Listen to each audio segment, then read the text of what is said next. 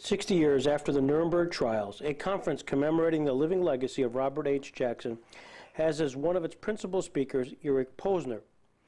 Mr. Posner is the Kirkland & Ellis Professor of Law at the University of Chicago. He has published numerous articles on international law, cost-benefit analysis, constitutional law, and has taught courses on a variety of areas relative to today's subject. His current research focuses on international law, including the laws of war, international adjudication, and war crimes trial. He is a graduate of Yale and Harvard. Eric Posner.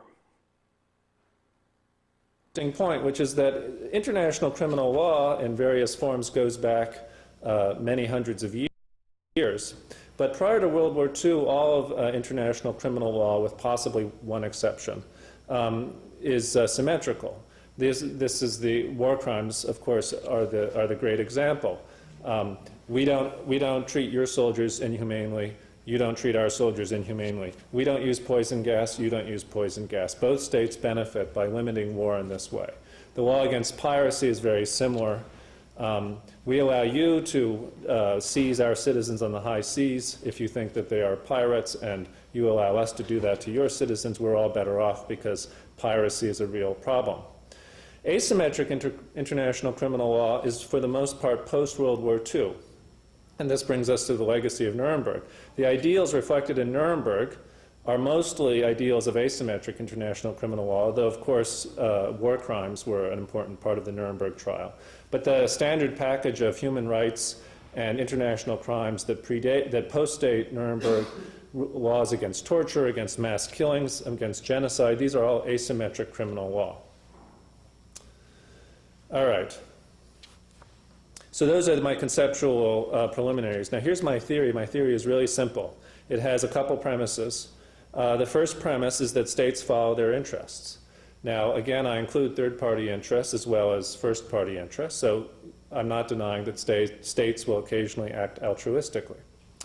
My second premise is that even when states have an interest in cooperating, they will not always succeed.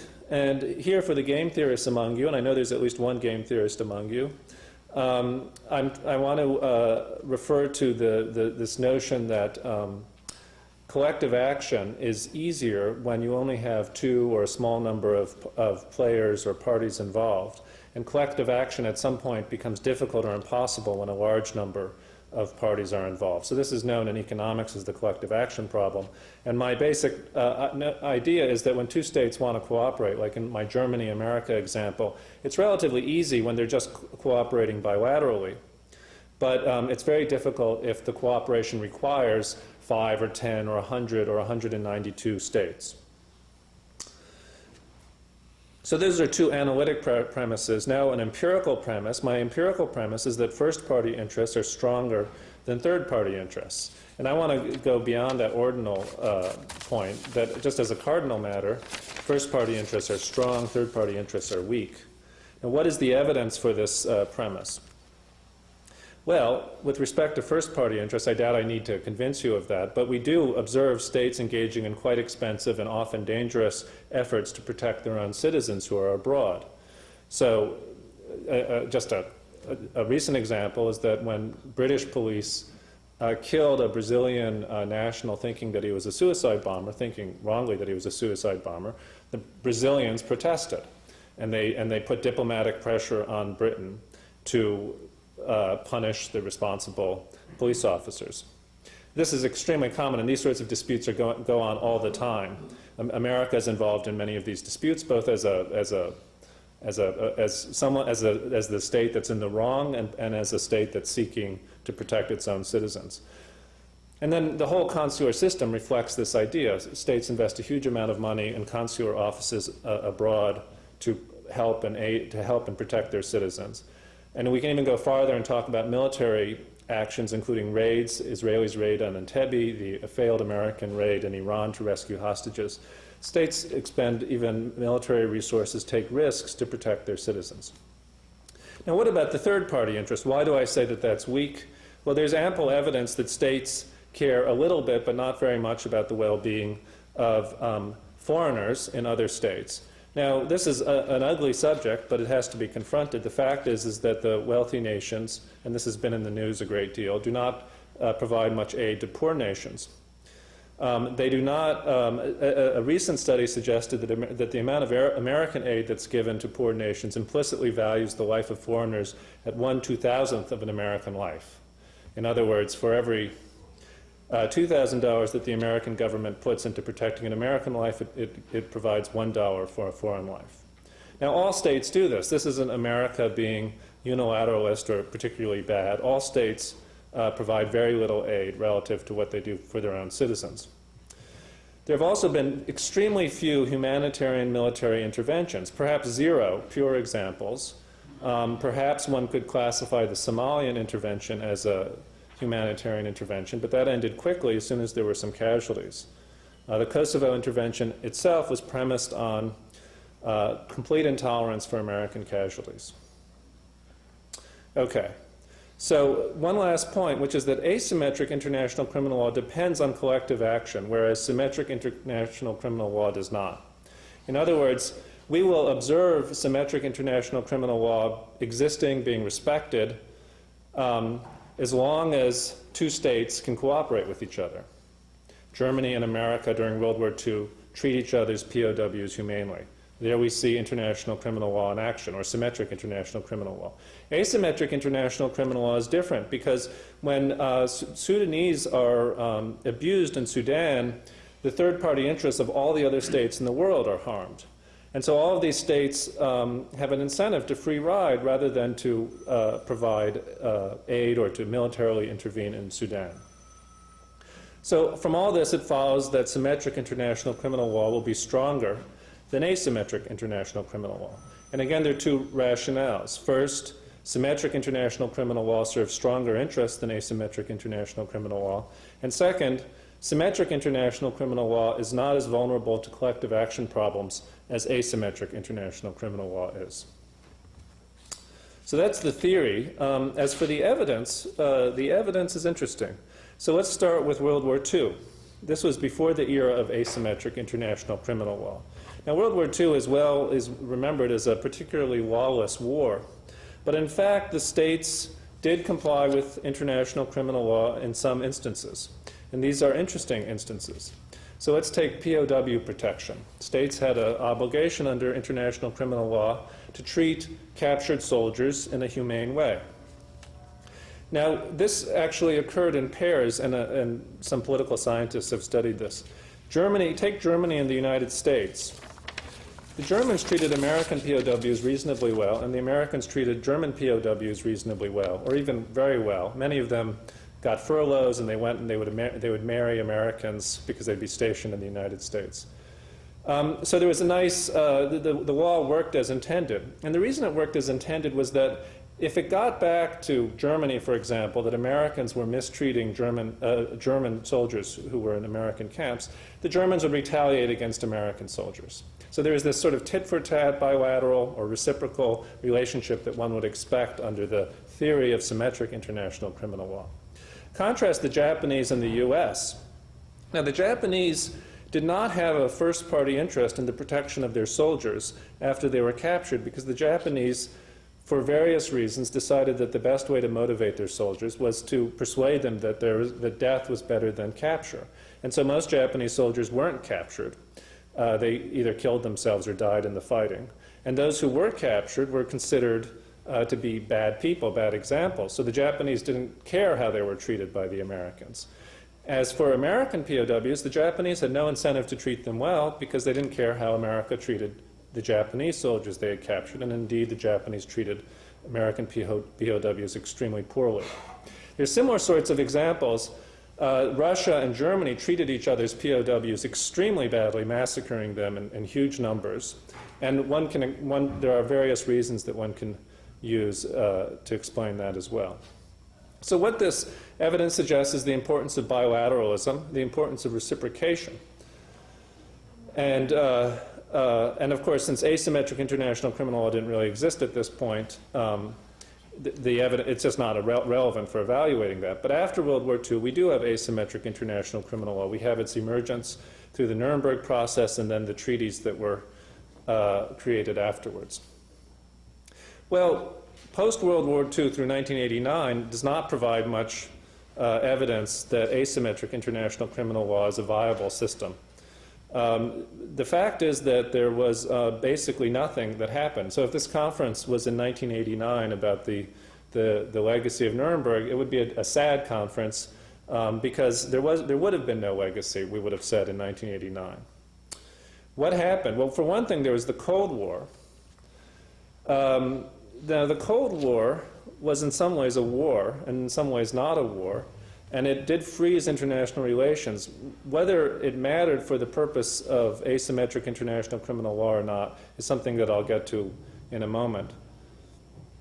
But it's not as though there weren't any wars during this period during which we could test the theory of asymmetric international criminal law, or there weren't any crimes. Of course, there were countless wars and crimes. There were wars between India and Pakistan, several wars. There were wars between the Arab countries and Israel. There was the Korean War. There was the Vietnam War. There were countless colonial wars in Algeria and Kenya and so forth. In all of these wars, there were both conventional war crimes, the murder of POWs, the targeting of civilians, and asymmetric international criminal law violations such as torture and genocide.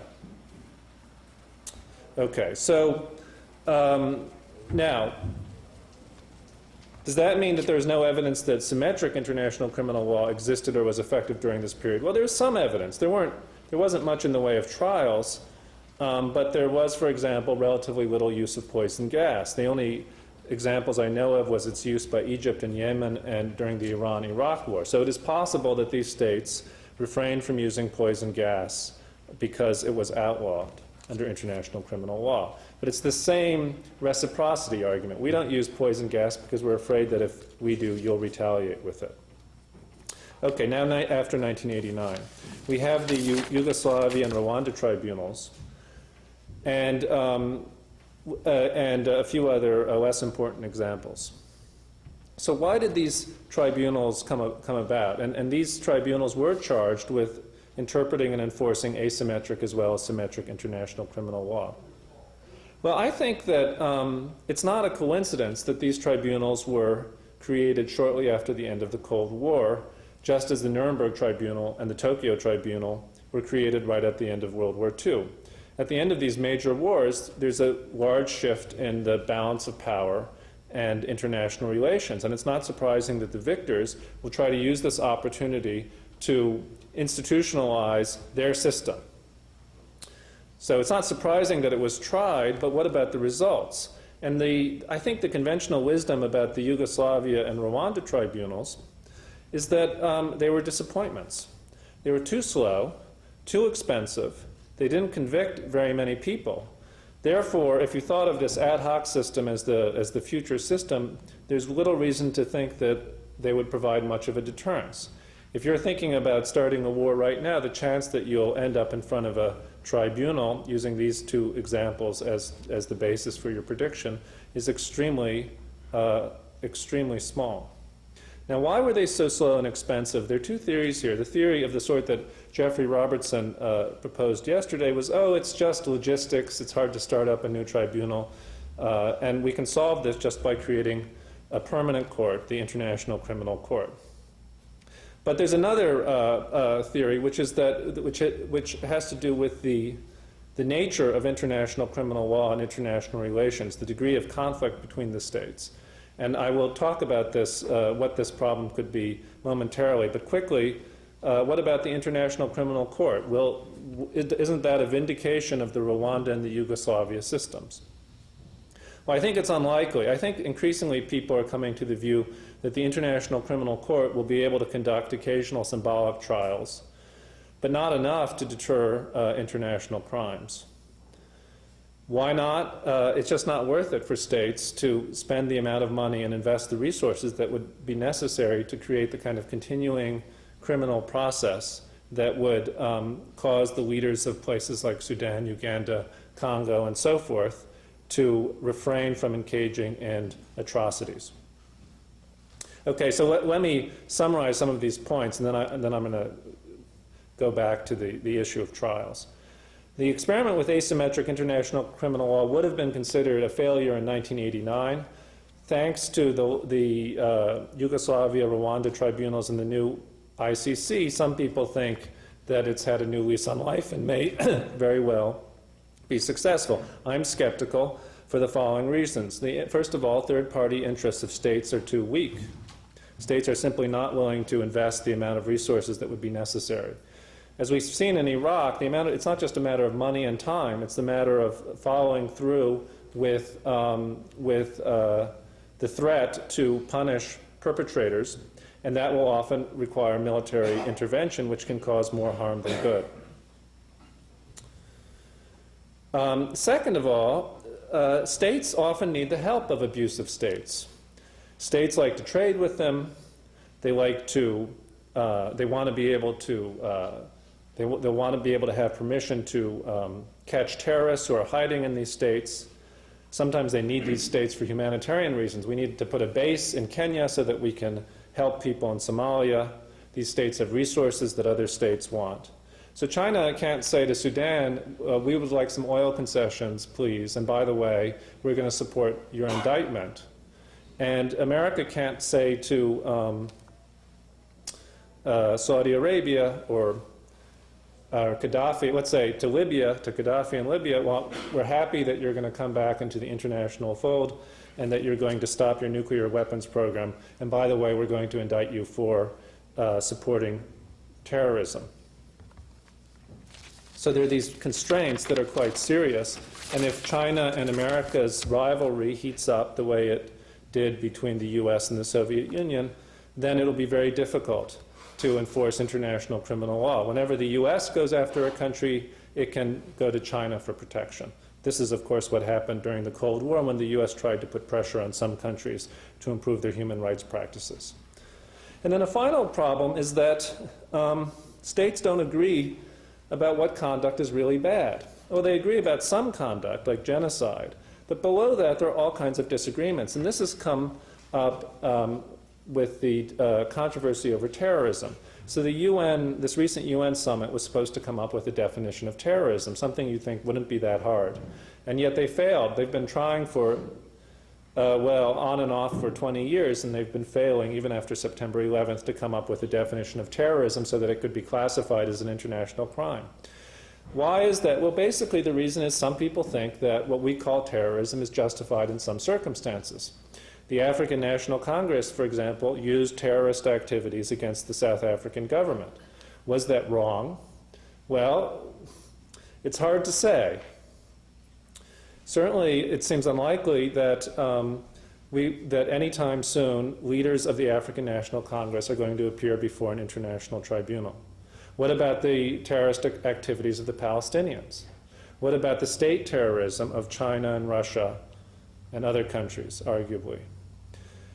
So these countries cannot agree on what counts as terrorism because of basic conflicts in international relations, both moral conflicts and political conflicts.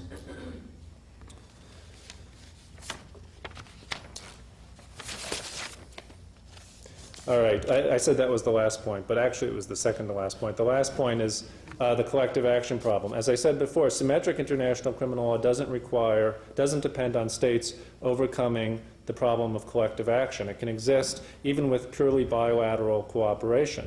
Asymmetric international criminal law does. Why is this a problem? Well, the world is full of problems that exist because we can't overcome collective action problem. Global warming is one such problem.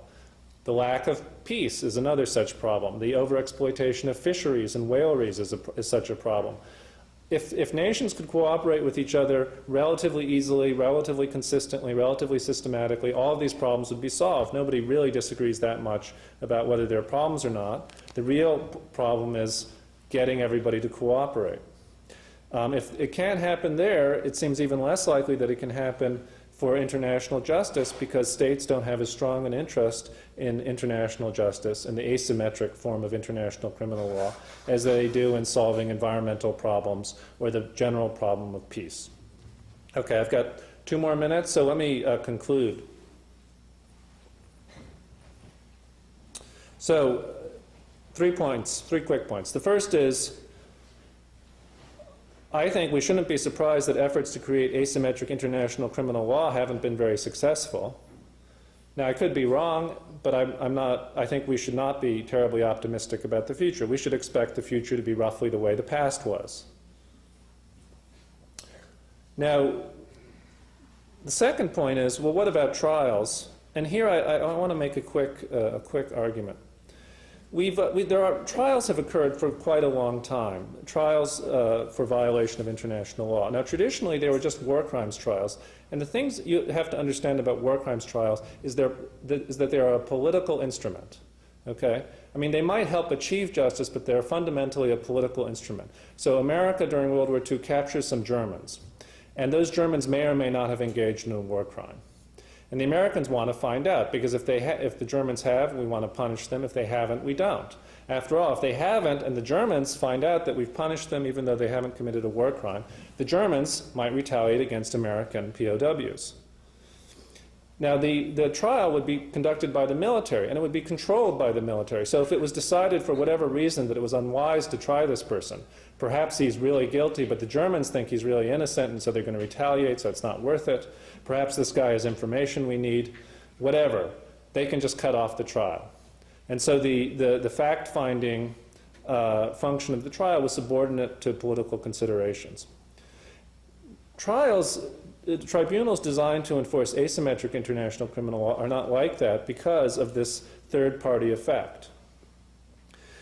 No particular state cares about how Sudanese are treated in Sudan. All states care about it. And so the logic drives us to having not one state's military conducting trials of Sudanese war criminals, but some kind of international tribunal. Now, this international tribunal has to its members will come from different states. And these people necessarily have to be given a lot of independence, because all of the states that set up the tribunal, whether it's ad hoc or systematic like the ICC, they can't keep coming back and revisiting the issue. Now, once these guys have independence, they have no incentive to make the right sort of political judgments. In fact, they'll even resist that idea. So if it turns out that these Sudanese war criminals need to be released because only through releasing them can we actually get peace in the region, there's no mechanism for doing that. All the world would have to agree on doing that. So this is a significant problem with international tribunals that is not present with ordinary military tribunals that try to convict people for violating war crimes. Now, my third and last point then, by way of conclusion, does everything I'm saying mean that we should ignore genocide and other atrocities? I think the answer is no, we shouldn't ignore them because we care about the people who are the victims in the other countries. But it's not clear that the right way to approach it is through this legalistic mechanism that's the legacy of Nuremberg. The problem with using international law, this abstract code of international law that is agreed upon in advance and then enforced by tribunals, is that the attempt to define what's wrong in advance cannot capture all of the complexities and political problems that occur when the atrocities actually take place. And these tribunals, the judges and the prosecutors, don't have the incentive to take into account these political factors. So these problems, to the extent they can be dealt with, must be dealt with, and I predict will be dealt with, in the usual way. That means some kind of pressure, sometimes economic sanction, sometimes military intervention. And in the best case, they'll be deterred or taken care of. But in some sense, it's just intrinsic in the international state system that atrocities like these will continue to occur, at least as long as the powerful states don't think it's in their interest to expend military and economic resources to prevent them. So I'd be happy to take any questions. Thank you.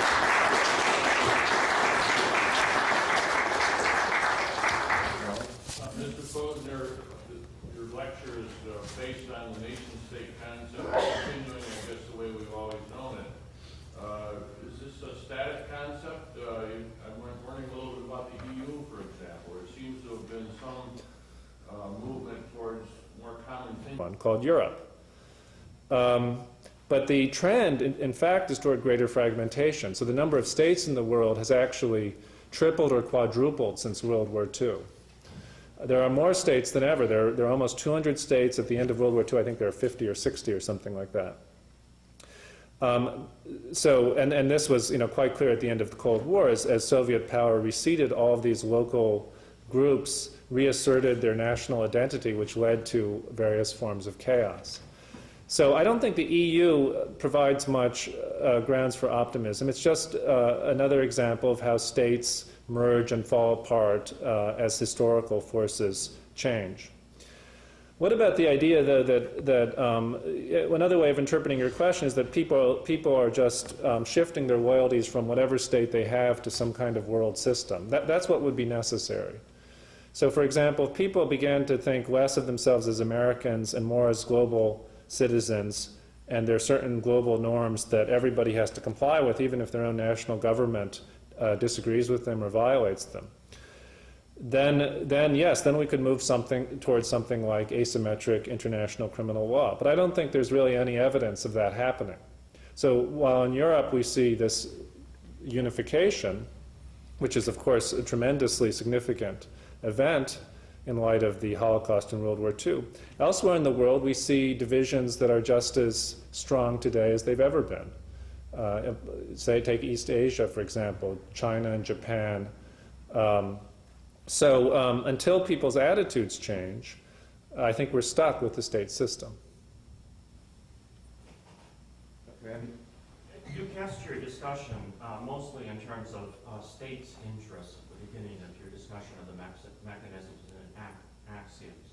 But the tribunal since 1989 and the ICC target leaders and individuals typically. It's not so clear, of course, that hurting the interests of those leaders and individuals targets state interests.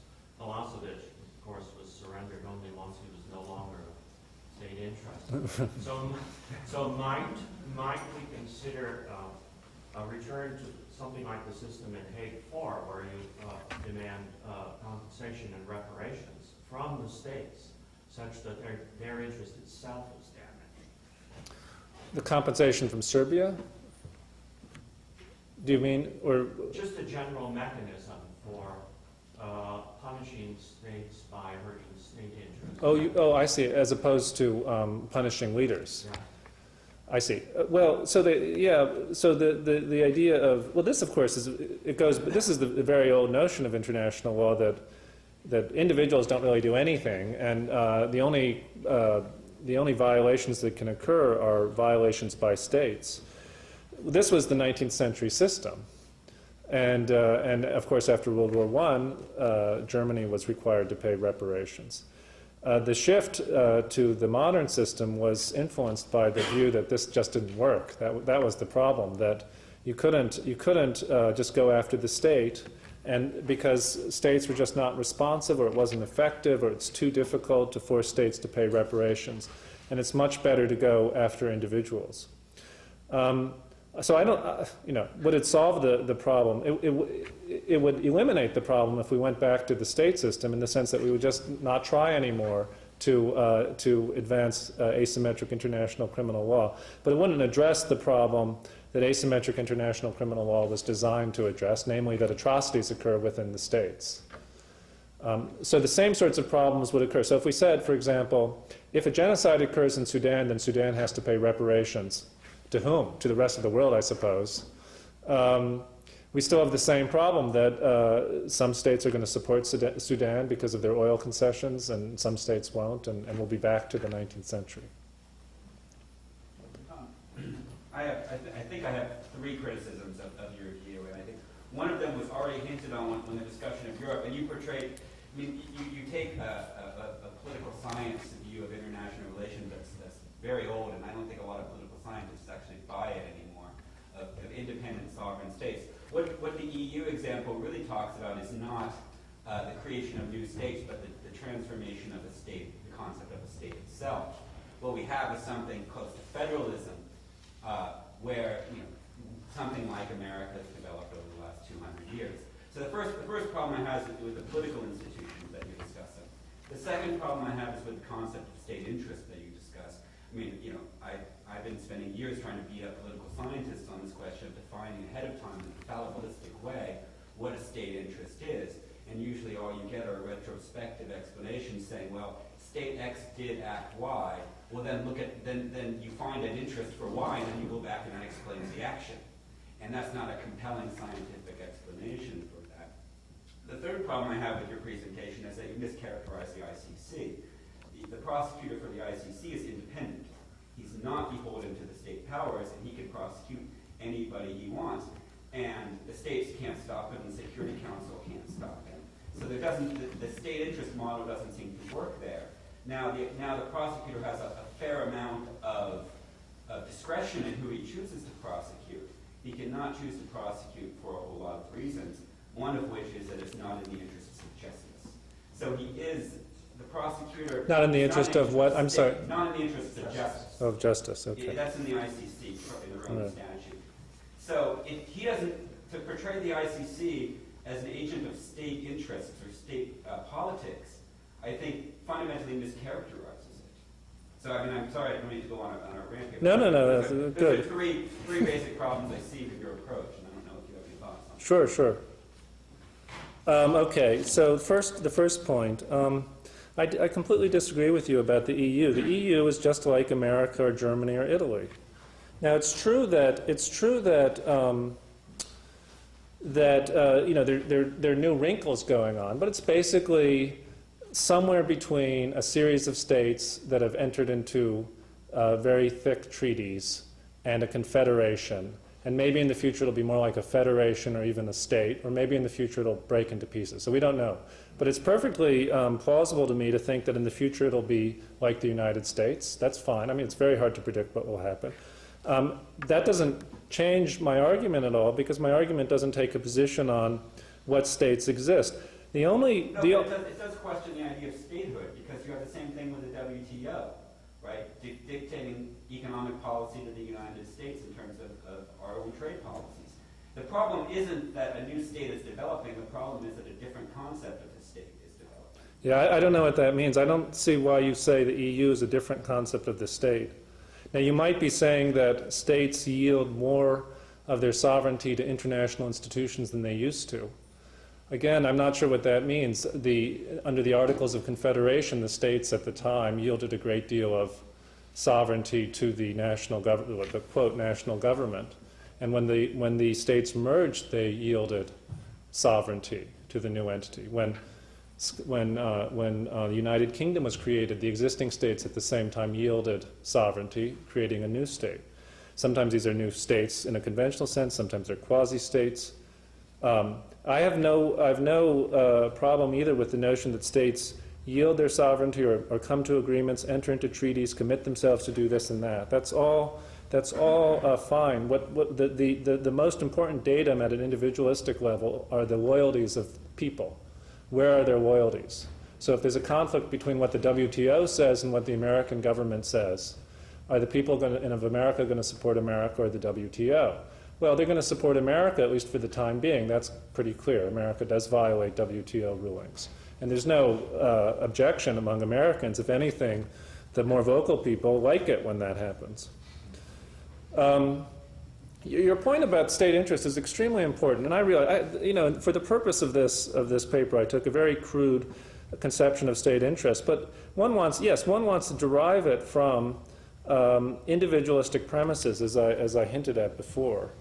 One wants to have an idea of what people's actual attitudes are, and ideally, you'd have some kind of theory that translates, that explains how people, that first of all starts with people's attitudes and explains how they're translated into policy by the political process. And you know, it's very hard to do that, of course. Political scientists don't have a good theory about that, but one can make very rough assumptions.